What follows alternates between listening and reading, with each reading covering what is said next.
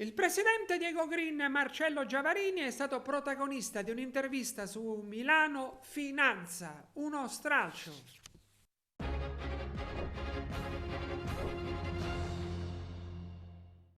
Che cosa significa essere imprenditori oggi in un mondo che va sempre più veloce? Ne parliamo con Marcello Giavarini, che è filantropo e presidente di Ecogreen. Io le chiedo com'è possibile vedere delle opportunità dove gli altri vedono solo difficoltà nei momenti di crisi?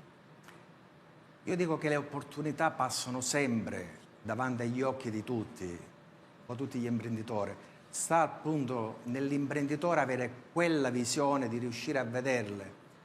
Io dico che le opportunità sono come un treno, passano davanti e bisogna vederle e salirci sopra.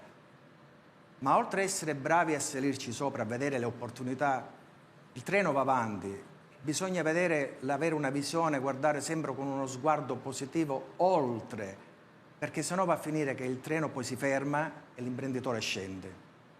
Quindi un consiglio che io do ai giovani imprenditori è di essere sempre positivi e di insistere, perseverare nella vostra idea. Guardate e vedrete che prima o poi si realizzerà.